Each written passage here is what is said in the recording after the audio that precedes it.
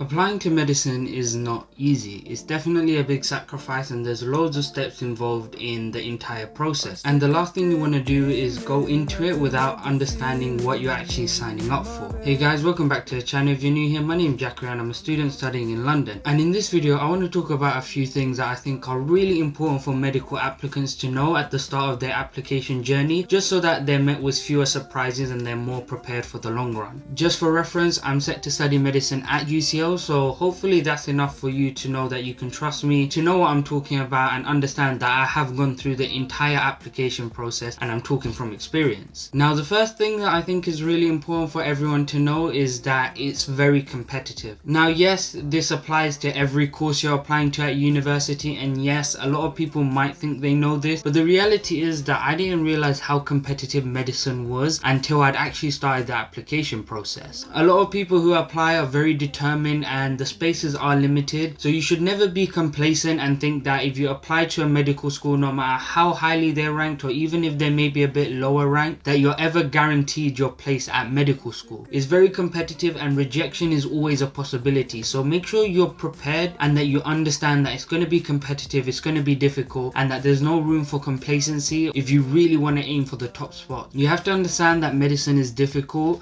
and a lot of hard-working people want the place in medical school as much as you do. So if you're the one who's slacking off or you're not too fussed about it and you don't acknowledge the competitiveness of it, then you're going to be at a disadvantage straight away. So understand that it's competitive and be prepared to kind of experience that as you're applying. The second thing that I think you should know is that in the bigger picture, grades mean relatively little. Now, this might seem a bit confusing or strange since medicine is such an academic subject, but the reality is that grades aren't everything. And now that's not me saying that you shouldn't work hard and you shouldn't aim for the top grades. It's definitely going to help at the beginning when the universities are filtering out applicants, but in the bigger picture, when they're deciding who to give offers to, the grades actually don't mean that much. You have to realize that when you're applying to a university, chances are that literally everyone who's applying to it have the required grades, and for that reason your grades are very rarely going to be that one thing that makes you stand out from everyone else. Again, this isn't me saying that you shouldn't worry about your grades, but if grades are the only thing you're concerned about and the only thing you're working for, then you should consider changing your approach to applying to medicine. When it comes down to it, universities will focus just as much on your extracurricular,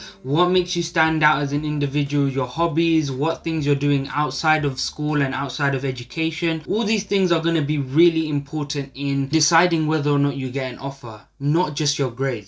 So make sure you're making time for your extracurricular, that you're reading extra books, that you're spending time on your hobbies and doing the things that make you unique and actually stand out as an individual. If you've got the best grades in the world but your personal statement is really boring because you haven't spent time doing anything else, then chances are it's going to be very difficult for you to actually get any offers. Now, the third thing you should know is that it's very important that you make sure you're being proactive during the whole application process. Now, like I mentioned at the start, medicine is very competitive, and because of that, there aren't that many opportunities that are going to be directly handed to you. In situations where opportunities are kind of offered to everyone, the competition for those places is really tough, and a lot of the times you don't actually get into all these programs or opportunities or whatnot. In instances like that, being proactive is so important and so crucial in making you stand out and in ensuring that your application is as filled out as it possibly can be. In terms of opportunities, instead of waiting for them to be handed to you, you have to proactively look for them. Now, this can take many forms. For example, you can email doctors, email your local GPs, maybe even just walk in and ask them if they offer work experience. Now, yes, this sounds really nerve-wracking, and I know for me there were occasions where I did this and they turned me down and they said that they don't offer work experience, but that doesn't mean that it should stop you. If you're not proactive and you don't ask for opportunities, then the sad reality is that you run the risk of having nothing to talk about on your personal statement that might be related to the healthcare field. Definitely look for these instances. For example, if you have a family member who regularly visits their GP and they have a good relationship with their doctor, maybe use that as an opportunity to go along with them and just very quickly ask the doctor if they're willing to give you an opportunity to kind of shadow them, or if there's anything they're willing to offer. Trust me, if you you can do this, and if you can get out of your comfort zone and make use of your network and the people you know to gain these opportunities, then you'll give yourself a huge advantage in the entire application process. And this swiftly brings me on to my next point, which is that you should understand that not all work experience has to involve shadowing a doctor or attending GP placement. Getting work experience is by no means easy, and I think a lot of people get disheartened by the fact that they can't get a placement in hospital, or they can't shadow a doctor or follow them around on wards. But the reality is that medical work experience can take many different forms, and that's not the only type that you can apply for or look out for. Yes, this work experience is really good to have on your personal statement, and it does make you look like a very good student, but if you can't get those type of work experiences, then look elsewhere. Maybe go to your local pharmacy, ask them if you can work there, ask them if you can maybe shadow them. Maybe go to your local care home and ask them if you can sit down with some of the elderly people and just talk with them, or maybe even volunteer at your local food bank. Anything to kind of just get involved and show them that you have the key skills of a doctor, things like empathy, things like being caring, showing your proactivity, all these things that can be shown not just through medical work experiences but also other forms of work experience like the ones I mentioned. Even if the work experience has a slight tie-in with medicine, that's more than enough for you to talk about it on your personal statement and reflect on it in such a way that makes you stand out. And the reality is, sometimes these experiences can give you more value than shadowing a doctor. Simply sitting down with someone who's elderly, talking with them, having a conversation with them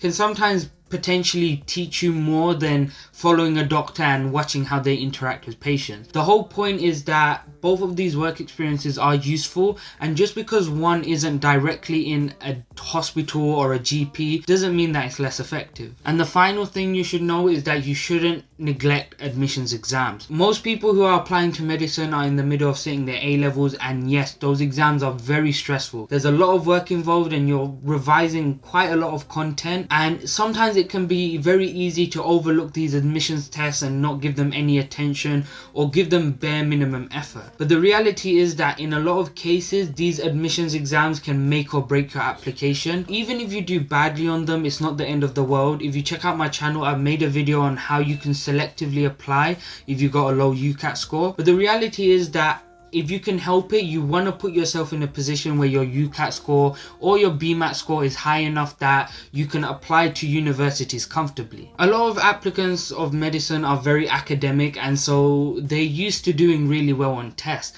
But then when they go to revise for their UCAT or their BMAT, they realize that the test is slightly different from what they're used to. And so don't be that student who leaves it too last minute or thinks that they're guaranteed to do well. Put in effort into your admissions exam, especially during summer at the start of year 13, when the workload might not be too heavy and might just be a bit more manageable. Just remember that doing poorly on the admissions test can sadly be the difference between getting an offer or an interview and being rejected on the spot. And with that, we have reached the end of the video. So if you found the video helpful or you enjoyed it, then leave a like, subscribe, and let me know what you thought in the comments below. I've talked through a few things in this video, but if there's something that I missed or you have a question, then ask below and I'll do my best to get back to you as soon as possible. Thank you so much if you've made it this far. That's been all from me, and goodbye. I'm sick of daydreaming, I just want the feeling of you.